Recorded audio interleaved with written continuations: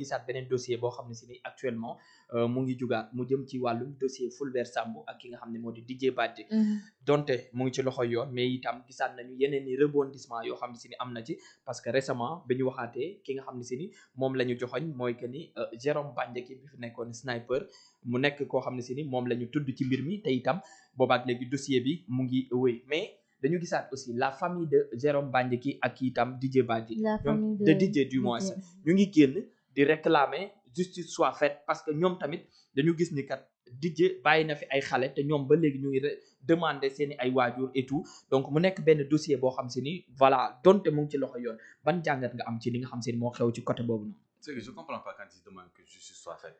C'est-à-dire la famille de Didier Badji def nañu benn point de presse mars sax lañ doon def mais dañuy demander ñu leeral mbir mi xam exactement li nekk ci ginnaaw c'est-à-dire bañ parce que dañ jàpp ni mooru Didier Badji ak ki nga xam ne si ni moom moo di Fulbert nekkul mort naturelle parce que dañ leen wax ni dañoo lab te ñoom loolu dalul seen xel léegi nag demandé nañu plusieurs fois des explications ndax gis nañu jabaru Didier n'est-ce pas moom moo nekk France je sais pas extérieur daal la nekkoon ba mu décédé sa famille si boppam ñooy demander à ce que ñu leeral ndax dañu demander baale te ñoom nee nañu balaa ñuy baal dañuy xam kan la. C'est Cheikh Oumar. Je suis désolé. Oui. Mais l'enquête est en cours. Donc, est-ce qu'on a classé l'enquête? Non. L'enquête est en cours, non? Il y a de nouvelles, à chaque fois il y a de nouvelles preuves qu'on a juste au niveau du dossier. Oui. Donc mais il faut attendre là les bëgg. Qu'est-ce qu'ils veulent? Là les bëgg une justice expéditive.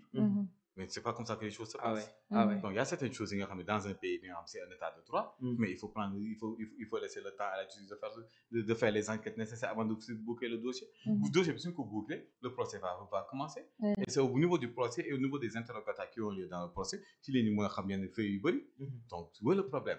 Pourquoi ils veulent demander justice alors que la justice est en train de faire son travail?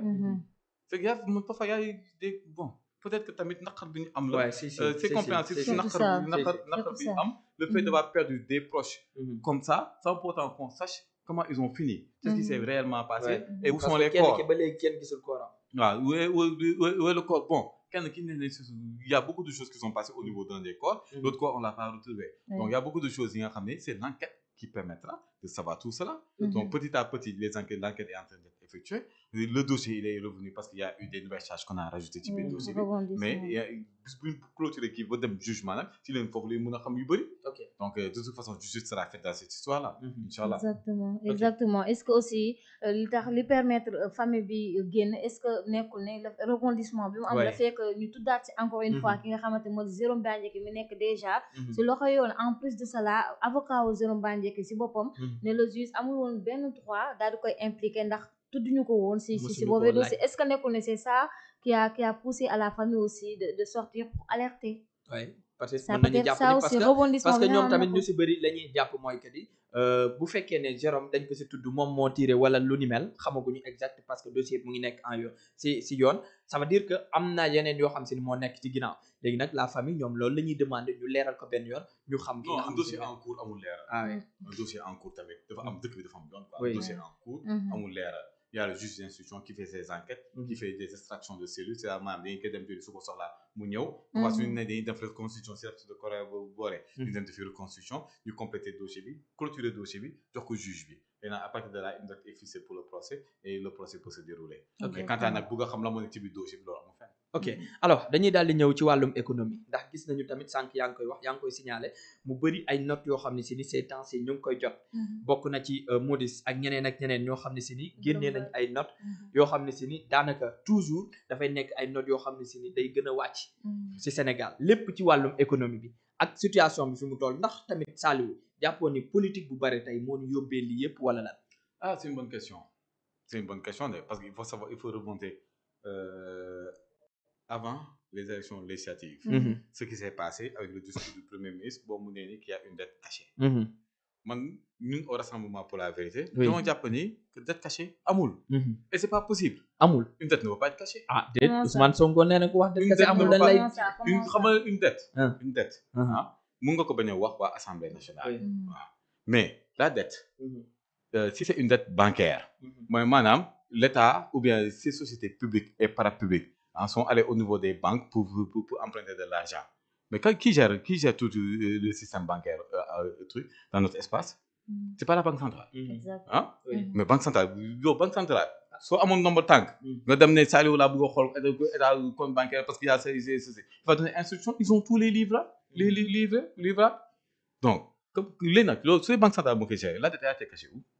Bonopis, les emprunts là, mais ils sont au niveau du ministère des Finances. Donc, léegi nag si c'est une dette bi nga xam ne elle a été faite en devise, c'est-à-dire que c'est en euros ou en dollars, mais dans le système international, mais ça se voit. Ceux qui savent chercher, xam nañu fu ñuy seete. Mais la dette elle a été cachée à qui? Peut-être peuple bi lañ ko caché. Mais le peuple. Deuxièmement, le peuple. Peut-être qu'on peut le cacher au peuple, comme on peut le cacher à l'Assemblée nationale. Mais tamit contexte bi. Macky Sall jamono boobu il avait pas de premier ministre. Il gouvernait par ordonnance. Il avait réduit l'Assemblée nationale, les droits de l'Assemblée nationale. Donc il a été caché à qui? Troisièmement, Cheikh Omar, dette bi. Lan mooy sa composition Mame Diarra c'est le dette bi lan la c'est quoi? Parce que nous depuis le départ on demande est-ce qu'ils ont changé la méthode de calcul. Méthode de calcul dafa am ce qu'on appelle la dette directe. C'est-à-dire que état bi moom borom bi nga xam ne moom l'état moo ko jël moom c'est ça la dette directe mooy la dette de l'état am la dette contingente bi nga xam ne ce sont les entreprises publiques et parapubliques le état bi di accorder kii nu mu tuddati la capacité d'aller aux banques pour s'endetter waaw mooy may par exemple SAR ba mu bëggee je pense que c'était ça ba mu bëggee yokk sa capacité de raffinage ou je sais plus si je me trompe pas ils avaient fait un emprunt su ma juumulee donc parce que c'est une entreprise parapublique maintenant ces entreprises parapubliques là dafa am ñaari méthode de calcul c'est dans ces méthodes de calcul là dafa am benn bi nga xam ne nii les dettes directes de l'État moom kese lay calculer moom képp donc lay jël léegi man lii mooy sama taux d'endettement am benn méthode de calcul bi nga xam ne nii ce sont les dettes directes plus la dette contingente c'est-à-dire la dette des entreprises publiques et parapubliques li ñu jël boole ko ne lii mooy sama taux d'endettement ces méthodes de calcul là la première méthode de calcul bi nga xam ne dette directe bi kese lay jël en compte l'État bi di jël en compte les États-Unis ak la France procèdent ainsi waaw la plupart nag dans notre espace économique le truc mooy dañoo la règle mooy on doit prendre les dettes directes plus la dette contingente pour boole ko pour nga xam son taux d'endettement réel le Sénégal a-t-il respecté parce que loolu ba léegi dette cachée bi kenn xamul nu mu demee de waaw bu yow mii mënoo ma wax dette cachée bi lan la waaw na dette contingente bi la wala dette directe bi la wala dette directe plus dette contingente dañ ko leb xaalis bi dóor nañ ko xaalis bi est-ce que dóor nañ ko réellement waaw donc parce que dans la conception des gens dette cachée mooy ñu ne dañoo leb xaalis pour sàcc ko man au début loolu laa jàppoon de man surtout dans certaines de mes émissions loolu laa jàppoon dama jàppoon que gars yi dañoo leb xaalis bi sàcc ko mais à un moment donné tu vois que le discours il commence à changer que l'argent sàccuñu ko donc ana xaalis dañu ko déclaré wul dette cachée normalement loolu la dette boo xamante ne déclaré wuñ ko officiellement si déclaré wuñ ko si compte public bi déclaré c'est dans les comptes publics c'est au niveau des finances. Mais xam nga dette cachée il y a la DDP la division de la dette publique et la DODP la division de l'ordonnancement de la dette publique mais c'est là-bas mais la véritable question là le Cour des comptes n'a jamais parlé de dette cachée il parle de différence de chiffres loolu moo tax le misreporting le misreporting est important parce que le misreporting parle de chiffres erronés d'enregistrements erronés wala de données incomplètes le FMI parle de ça waaw donc après ñoom ñoo dem jël benn conférence sax gëmloo certaines personnes ont pu dem ci benn conférence bi nga xam ne c'était le FMI qui le faisait avec des journalistes ñu gëmloo ni que interview de la responsable du FMI avec un journaliste elle a parlé de misreporting ñu ne nag la FMI confirme la dette cachée la dette elle est cachée à qui parce que dans les comptes publics la dette y est waaw dans le secteur bancaire la BCEAO les entreprises qui ont eu à souscrire des dettes là ou bien si c'est l'État moo ngi foofu ci registre la dette est cachée à qui ba léegi xamuñu dette cachée léegi nag boobu dette cachée amee le FMI automatiquement c'est braqué déjà il y a un contentieux avec le FMI on sait yàgg nañ cash FMI ne FMI musul doxal benn dëkk c'est la vérité FMI musul doxal benn dëkk FMI su la Sonko moo fi ne woon FMI su la félicité war nga tiit waaw léegi quand il y a eu ce contentieux là mais en dehors de ça il y a eu un précédent maanaam Mozambique je parle le cas du Mozambique en 2016 dafa am yeneen dëkk ils ont contracté 2 milliards de dollars créer ay sociétés ñu def ay rétrocommission sàcc 500 millions de dollars. après nag la affaire bi def coow ils se sont rendu compte que c'est une dette qu'on avait cachée. waaw foofu d'accord c'est une dette cachée. moom laa la doon wax ni c'est pas la première fois ñuy dégg dette cachée ci état donc. oui c'est loolu mën na possible fii aussi Sénégal. j'ai pas dit que c'était impossible. mais la dette elle est cachée à qui Mame Diarra.